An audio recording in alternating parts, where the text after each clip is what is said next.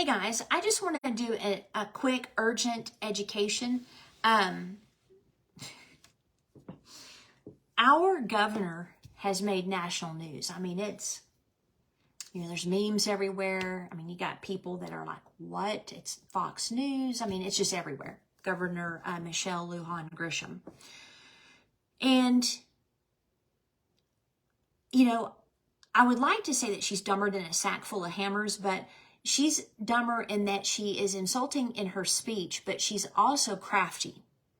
And when the decree, like she's some god or she's some king, or queen, I guess I should say, came down, it's like, you have to do this. I am suspending the ability for anyone to carry a firearm concealed or open within a certain radius of Albuquerque.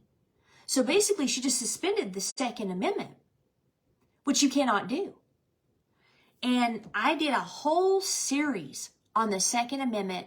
It's in the We the Deplorables podcast. I highly, highly recommend, guys, that you listen to those podcasts because they're Christian-oriented, they're deeply researched, and they're basically the Founding Fathers' ideas, which is not hard to figure out. Okay, so before I get into the governor and why I think she did it, let me explain, and I would love if you guys want to comment what you think was the number one reason the Second Amendment is in our law of the land. Okay, so like, why did they make sure that our Bill of Rights includes the Second Amendment, okay, which is the right to carry a firearm? Like, if you go even to the fact that you have to go to a class to carry your firearm concealed, that's not even constitutional. But they are so used to getting away with stuff, I shouldn't have to ask anybody permission to carry a weapon, and I shouldn't have to get any license to carry a weapon. In fact, in the early days of our country, when we had the colonies, it was against the law not to have a weapon and have sufficient ammunition ready. And so we've gone from that to where you have to get permission and take classes to carry. So don't even get me started on that. That right there makes me mad. Okay, so I'm curious, what do you think was the number one reason that our Founding Fathers included our Second Amendment? I'm just curious. I'm going to give you a moment to think about it. If you want to put it down in the chat, and I'll tell you what most people say, but I'm just really curious if anyone knows. So I'm just going to give you a second.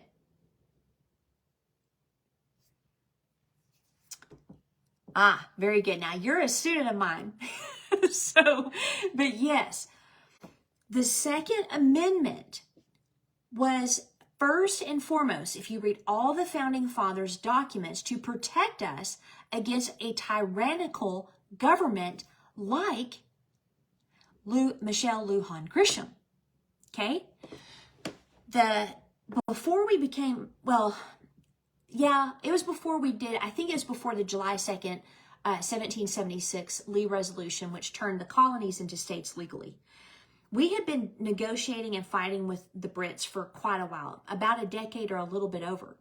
One of their tactics was writs of assistance, which were basically blank search warrants. That's why we have all of the protections in our Constitution for, judicial process, search warrants, et cetera, et cetera.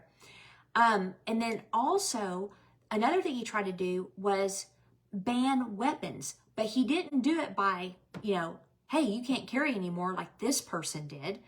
What he did is made it so outrageously difficult and expensive to get a weapon. And the colonists recognized what was happening, and they had a huge revolt. In fact, they had letters between the governors here and the Brits back in England where they were talking about, we cannot go to their houses and get their weapons. They're going to shoot us. Like, that's going to start a war. So they came up with this strategy to make it almost impossible to have a firearm, okay? That's probably going to be their tactic.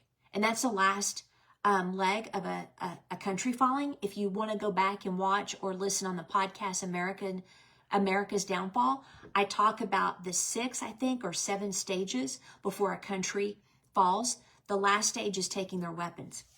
Okay, so because of all that, they put in the Second Amendment that no one, no law, no ruler will infringe upon the right of an American citizen to carry a weapon. So again, I'm getting a little agitated, but that's why when people are like, well, you have to have a concealed carry license, it's like, when did this happen? Because we never had to do this before. So where did we detour from what the Constitution and the Bill of Rights clearly say? Here's another thing that's important to understand about the Constitution.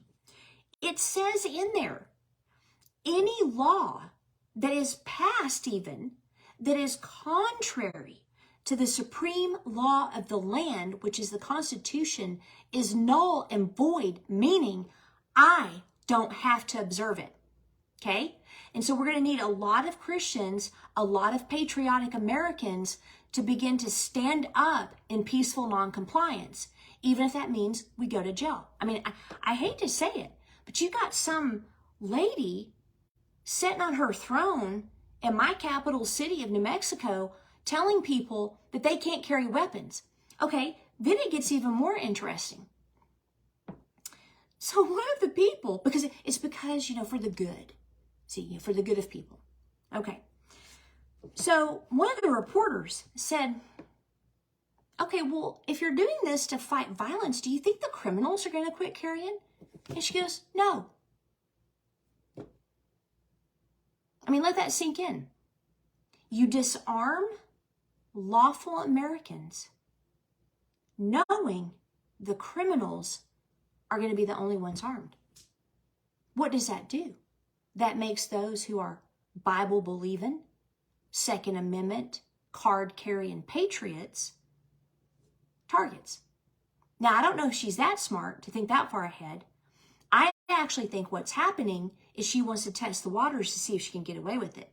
Well, the blowback has been tremendous because the Democrat sheriff, who, by the way, the sheriff is the highest elected law enforcement officer in the land, which means he has more authority than the president of the United States, and he has more authority than the governor. Okay? He can actually kick the governor out of his county if he has to.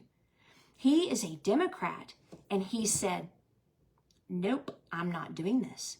I'm not taking away their weapons because that violates the Second Amendment, right? And then she had the guts to say, well, in my opinion, I don't believe that the Constitution is absolute.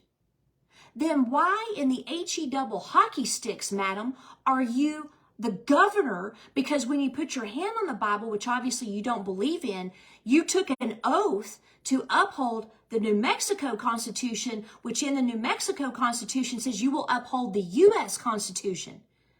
So if you don't believe it's absolute, then where exactly does your authority come from, ma'am?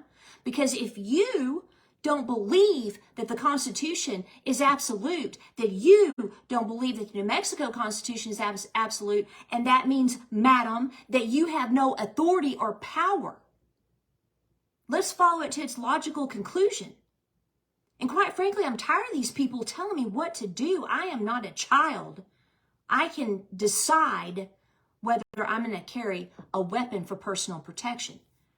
So this stuff it really gets, I can just ask, Drina knows, Gigi knows. I start watching this stuff and man, my blood pressure probably goes through the roof. So she believes that the Constitution is not absolute, that she can just make this decree. She can ban our Second Amendment rights, have been part of this country since, 1776. And that the criminals are going to be armed. We're not. Okay, that makes sense. Well, here's the next thing. A judge today blocked her order. Now, let me end with this. Decrees from government officials, whether they're the president, senators, congressmen, governors, they have no legal authority. There should never be executive orders, ever, because that is a decree. We don't operate by decrees. We operate by laws, okay? that must be passed in Congress and the Senate.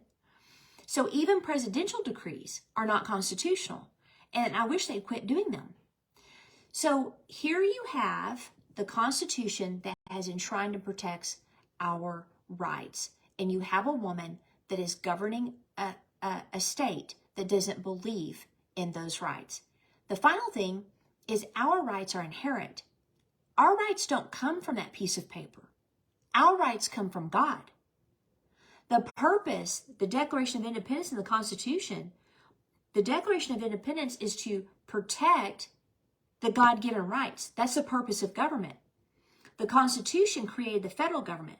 So we, the people, created the states created the federal government. We, the people, have the rights because they come from God, and no man has a right to take them away. Okay? So, I had another thought. Let me see if I can remember it. Let's see, Constitution, gun rights. Obviously, personal protection is one of the things that our founding fathers wanted us to have, but the main reason was to protect us from tyrannical government. Give me just a second here.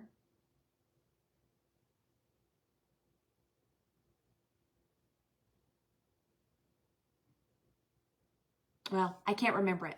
So I just wanted to talk about that and how a judge has knocked that order down. Again, it makes you just wonder what she's up to, quite frankly. Why she did this. Again, I think it was in order to see if it would work, and it didn't. Okay? All right, well, that's it for Urgent Education this week. Like I said, go to We the Deplorables, listen to the Second Amendment teaching. It was several episodes because I wanted to take a deep dive into it. And, you know, you cannot police a nation. The heart is what devises evil, not guns, not knives. The church must do her job in transforming hearts in cities and counties, states, and nations. If we do that, we won't have a lot of the problems we're having now. Okay? So anyway, have a good night, and I will see some of you for the weekly Heavy Revy.